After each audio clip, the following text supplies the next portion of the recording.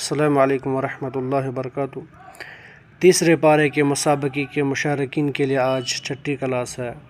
اس سے پہلے جو ہے 5 کلاسوں میں ہم نے کچھ آیات کی تفسیر کا مطالعہ کیا تھا۔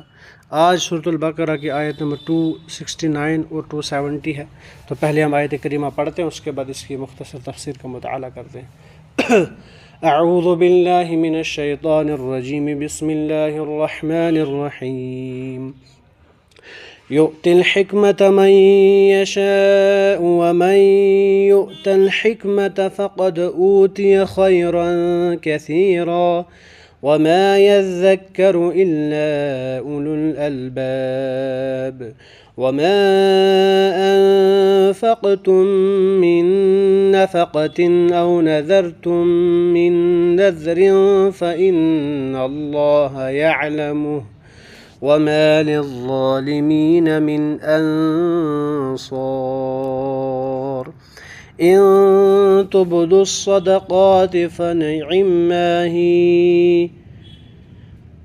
فنعما هي وإن تخفوها وتؤتوها الفقراء فهو خير لكم ويكفر عنكم من سيئاتكم والله بما تعملون خبير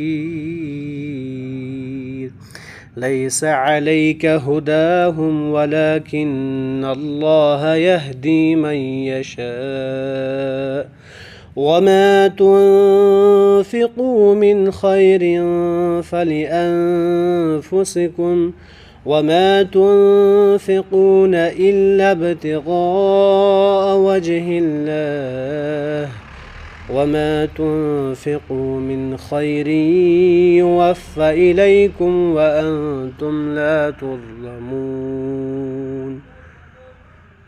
بیان فرماتے ہیں اللہ تعالیٰ، یؤتی الحکمت من یشاء، وہ جسے چاہے حکمت اور دانائی دیتا ہے۔ وَمَن يُؤْتَ الْحِكْمَةَ فَقَدْ أُوتِيَ خَيْرًا كَثِيرًا، جو شخص حکمت اور سمجھ دیا جائے وہ بہت ساری بھلائی دیا گیا ہے۔ یعنی جس شخص کو اللہ تعالیٰ نے حکمت دانائی سے نوازا، سمجھ لو اس کو اللہ تعالیٰ نے بڑے خیر سے نوازا۔ وَمَا يَذَّكَّرُ إِلَّا أُولُو الْأَلْبَابِ، اور نصیحت صرف عقل مند ہی حاصل کرتے ہیں، نصیحت صرف وہی لوگ حاصل کرتے ہیں جو عقل مند ہیں۔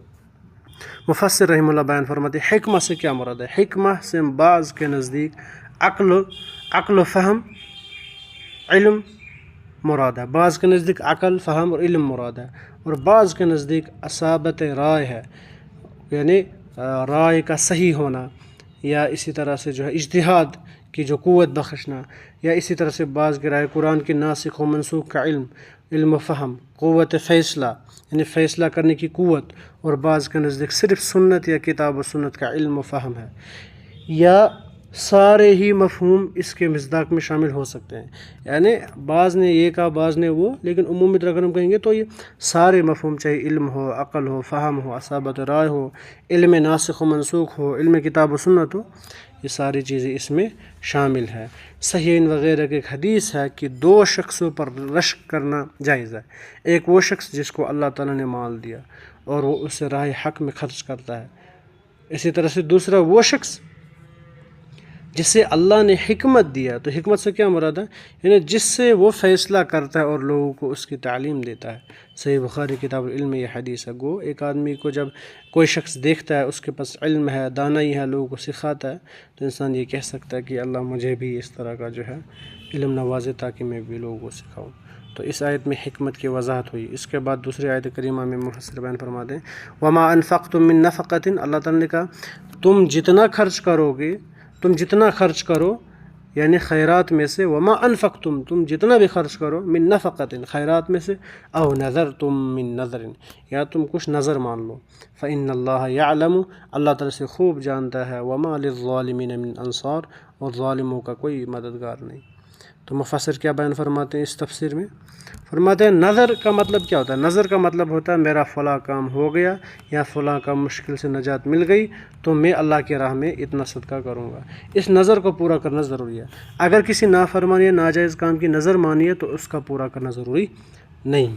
نظر بھی نماز و روزہ کی طرح عبادت ہے، اس لیے اللہ کے سوا اور کسی کے نام کی نظر ماننا اس کی عبادت کرنا شرک ہے، ٹھیک ہے۔ نظر اگر کسی کے لیے مانیں گے وہ کہ ہم اس کی عبادت کر رہے ہیں، جیسا کہ آج کل مشہور قبروں پر نظر و نیاز کا یہ سلسلہ عام ہے، اللہ تعالیٰ اس شرک سے بچائے۔ تو نظر کا کیا معنی بیان کیا؟ نظر ہوتا ہے کہ ایک انسان کہتا ہے میرا یہ کام ہو جائے، میں پاس ہو جاؤں گا، میرا یہ کام، تو میں اتنے پیسے جو ہے درسگاہ کو دوں گا، مسجد کو دوں گا، مدرسے کو دوں گا، غریب کو دوں گا، تو یہ نظر ہے۔ علماء کہتے ہیں نظر ماننا صحیح بات نہیں، کیونکہ ایک انسان خود پر ایک عبادت کو واجب کر لیتا ہے، نظر پوری کرنا ایسے، نظر ماننا اس کے لیے واجب نہیں تھا، لیکن ایک آدمی نے نظر مان لی، اب اس کے لیے نظر پوری کرنا واجب ہو جاتا ہے، ٹھیک ہے۔ تو نظر جب مان لی، اب اگر وہ کام ہو گیا تو نظر پوری کرنا ضروری ہے، اس کو جو ہے ضروری ادا کرنا ہے۔ ہاں سوائے یہ کہ اگر کسی آدمی نے غلط کام کی، حرام کام کی نظر مانی ہے، مثال طور پر اگر میں پاس ہو گیا میں شراب پیوں گا، یہ کروں گا، تو ویسی نظر کا پورا کرنا جائز نہیں ہے، وہ حرام ہے۔ اس کے بعد جو ہے مفسر بیان کرتے ہیں، اللہ تعالیٰ نے بیان کیا ان تبدوا الصدقات فنعما ہی، فرمایا اگر تم صدقے خیرات کو ظاہر کرو تو وہ بھی اچھا ہے، ٹھیک ہے۔ وَإِن تُخْفُوهَا، اور اگر تم اسے پوشیدہ رکھو، وَتُؤْتُوهَا الْفُقَرَاءَ، اور چھپ چھپ کے جو ہے پوشیدہ رکھ کر ہی مسکینوں کو دے دو، فَهُوَ خَيْرٌ لَكُمْ، یہ اس سے بہتر ہے، ٹھیک ہے۔ وَيُكَفِّرْ عَنْكُم مِّن سَيِّئَاتِكُم، اس سے کیا ہوگا؟ اگر تم چھپ چھپ کے صدقہ دو گے اللہ تعالیٰ تمہارے گناہوں کو مٹا دے گا، واللہ بما تعملون خبیر۔ اور چھپ چھپ کے صدقہ دو گے، ایسا نہیں ہے کہ کسی کو پتہ نہیں چلے، اللہ تعالیٰ جانتا ہے، اب چپکے سے 1 روپیہ دو، اللہ تعالیٰ خبیر ہے، اللہ تعالیٰ جانتا ہے۔ تو مفسر رحمہ اللہ بیان کرتے ہیں اس سے معلوم ہوا کہ عام حالات میں خفیہ طور پر صدقہ کرنا افضل ہے۔ وہ اگر صدقے کی بات کرے یعنی اوپنلی دینا یا چھپ چھپ کے دینا، چھپا کر دینا، کون سا افضل ہے؟ تو افضل کون سا ہے؟ افضل صدقہ ہے عمومی حالات میں افضل صدقہ یہ ہے کہ وہ خفیہ طور پر دیا جائے، سوائے کسی ایسی صورت کہ اعلانیہ صدقہ دینے میں لوگوں کے لیے ترغیب کا پہلو ہو، ہاں تب جا کر صدقہ دینا ٹھیک ہے، یعنی اعلانیہ صدقہ دینا یا دکھاتے ہوئے صدقہ دینا، لوگوں کے سامنے صدقہ دینا، تب ٹھیک ہے، بہتر ہے جب اس صدقہ دینے میں یہ مقصد ہو کہ تاکہ دوسروں کو بھی ترغیب ملے، دوسروں کی ترغیب کے لیے کبھی کبھار صدقے کو جو ہے اس طرح سے دیا جا سکتا ہے۔ لیکن اگر ریاکاری کا جذبہ شامل نہ ہو، ایسا نہ ہو کہ اس میں ریا آ جائے، اگر ریاکاری ہے تو پھر وہ صدقہ ہی ضائع ہو جائے گا، تو ایسے موقعوں میں پر پہل کرنے والے جو خاص فضیلت حاصل کر سکتے ہیں وہ احادیث سے واضح ہے، ٹھیک ہے۔ یعنی جب صدقے میں ترغیب ہو، دوسروں کو ترغیب دینے کے لیے صدقہ دینا ہو، تو اس میں پھر جو آدمی پہل کرے گا اور لوگوں کے سامنے دے گا، اعلانیہ صدقہ دے گا، اس وقت یہ بہتر ہے، ورنہ عمومی حالات میں خفیہ صدقہ ہی بہتر ہے، ٹھیک ہے۔ اس قسم کی مخصوص صورتوں کے علاوہ دیگر مواقع پر خاموشی سے صدقہ خیرات کرنا ہی بہتر ہے۔ نبی صلی اللہ علیہ وسلم نے فرمایا کہ جن لوگوں کو قیامت کے دن عرش الہی کا سایہ نصیب ہوگا ان میں وہ شخص بھی شامل ہوگا جس نے اتنے خفیہ طریقے سے صدقہ کیا کہ اس کے بائیں ہاتھ کو بھی یہ پتہ نہیں چلا کہ اس کے دائیں ہاتھ نے کیا خرچ کیا، یعنی اس سے کیا مراد ہے؟ یعنی سامنے والے شخص، پاس میں والے شخص کو بھی پتہ نہیں چلا کہ اس نے کیا خرچ کیا ساتھ صدقے میں، یعنی اتنا خفیہ، یعنی سب سے قریب ہاتھ ہی ہوتا ہے۔ صدقے میں اخفاء کی افضلیت کو بعض علماء نے صرف نفلی صدقات تک محدود رکھی ہے، یعنی بعض علماء نے صرف یہ کہا کہ صدقے کو چھپانا فضیلت، یعنی چھپا کر صدقہ دینا افضل تب ہے جب وہ نفلی صدقہ ہو، اور زکوٰۃ کی ادائیگی میں اظہار کو بہتر سمجھا، یعنی بعض علماء نے کہا نفلی صدقہ دینا ہے تو چھپ کر ہی افضل ہے، اور اگر زکوٰۃ دینی ہے جو کہ واجب صدقہ ہے اس وقت وہ اظہار یعنی اعلانیہ دینا ہی بہتر ہے۔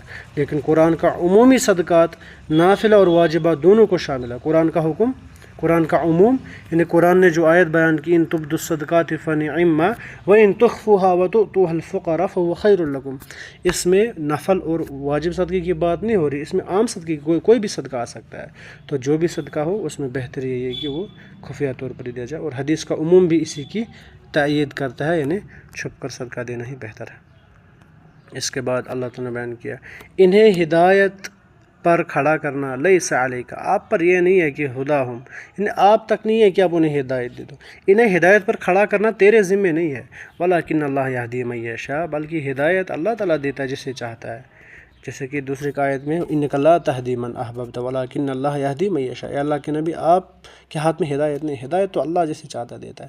البتہ ایک آیت میں اللہ نے خود ہی بیان کیا انک تہدی الی صراط مستقیم وانک لتہدی الی صراط مستقیم، کہ اللہ کے نبی آپ سیدھے راستے کی طرف ہدایت دیتے ہیں۔ گو اس لیے علماء کہتے ہیں ہدایت کی دو قسمیں ہوتی ہیں، ایک وہ ہدایت ہے جسے ہم کہتے ہیں ارشاد، دلالہ، یعنی کسی کو رہنمائی کرنا، تو رہنمائی انبیاء بھی کرتے تھے، اور یعنی جو دعات ہوتے ہیں دعوت دینے والے وہ بھی رہنمائی کرتے ہیں، یہ ایک طرح کی ہدایت ہے، یعنی وہ رہنمائی کرتے ہیں۔ باقی توفیق جو ہے، ہدایت توفیق، وہ صرف اللہ کے ہاتھ میں، وہ کوئی نہیں دے سکتا، اسی ہدایت کی بات ہو رہی ہے یہاں پر، یعنی آپ کے ذمہ ہدایت نہیں ہے، اللہ جسے چاہتا ہے ہدایت دیتا ہے۔ وما تنفقوا من خیر، اور جو بھی تم یعنی کیا کہ تم جو بھلی چیز اللہ کے راہ میں خرچ کرو گے تو فَلِأَنفُسِكُمْ، اس کا فائدہ آپ کو خود کو ہوگا، کسی کو نہیں ہوگا، صرف خود کو فائدہ ہوگا۔ وَمَا تُنْفِقُونَ إِلَّا ابْتِغَاءَ وَجْهِ اللَّهِ، تمہیں صرف اللہ کی رضامندی کی طلب کے لیے ہی خرچ کرنا چاہیے۔ وَمَا تُنْفِقُونَ إِلَّا ابْتِغَاءَ وَجْهِ اللَّهِ، تمہیں صرف اللہ کی رضا کے لیے خرچ کرنا چاہیے۔ وَمَا تُنْفِقُوا مِنْ خَيْرٍ، جو بھی تم جو کچھ مال خرچ کرو گے اس کا پورا بدلہ تمہیں دیا جائے گا۔ یوفیٰ الیکم، یعنی تمہیں اس کا بدلہ دیا جائے گا، برابر بدلہ دیا جائے گا۔ وَأَنْتُمْ لَا تُظْلَمُونَ، اور تمہارا حق نہ مارا جائے گا۔ تفسیری روایت میں اس کا شان نزول یہ بیان کیا گیا، یعنی اس آیت کا شان نزول کیا بیان کیا گیا، یعنی مسلمان اپنے مشرک رشتہ داروں کی مدد کرنا جائز نہیں سمجھتے تھے۔ جو مسلمان ہوئے تھے نئے ان کے بعض ماں باپ یا اور کوئی لوگ رشتہ دار جو ہیں غیر مسلم تھے، تو وہ لوگ جو ہے مسلم لوگ ان کو صدقہ دینا جو جائز نہیں سمجھتے تھے، وہ چاہتے تھے کہ مسلمان ہو جائیں۔ اللہ تعالیٰ نے فرمایا ہدایت کے راستے پر لگا دینا یہ صرف اللہ کے اختیار میں، آپ نہیں دے سکتے۔ دوسری بات یہ ارشاد فرمائی کہ تم جو بھی اللہ کے راہ میں خرچ کرو گے اس کا پورا اجر ملے گا، جس سے یہ معلوم ہوا کہ غیر مسلم رشتہ دار کے ساتھ بھی صلہ رحمی کرنا باعث اجر ہے۔ تاہم زکوٰۃ صرف مسلمان کا حق ہے، کسی غیر مسلم کو نہیں دی جا سکتی۔ اس کا مطلب اگر ہم نفلی صدقہ کسی غیر مسلم کو دیتے ہیں اور وہ رشتہ دار ہے، یا رشتہ دار کوئی غیر مسلم ہے، تو اس کو نفلی صدقہ دیا جا سکتا ہے اگر وہ ضرورت مند ہے، اللہ تعالیٰ اس کا اجر دیں گے کیونکہ ہم نے اللہ کی رضا کے لیے دیا۔ البتہ جو صدقات ہے، جو واجب صدقات ہے جیسے صدقۃ الفطر ہے یا اس طرح سے زکوٰۃ ہے، تو وہ صرف مسلمانوں کو دیا جا سکتا، وہ کسی غیر مسلم کو نہیں دیا جا سکتا۔ تو آج کی کلاس کے لیے اتنا کافی، انشاءاللہ باقی ہم کل کی کلاس میں دیکھتے ہیں۔ السلام علیکم ورحمۃ اللہ وبرکاتہ۔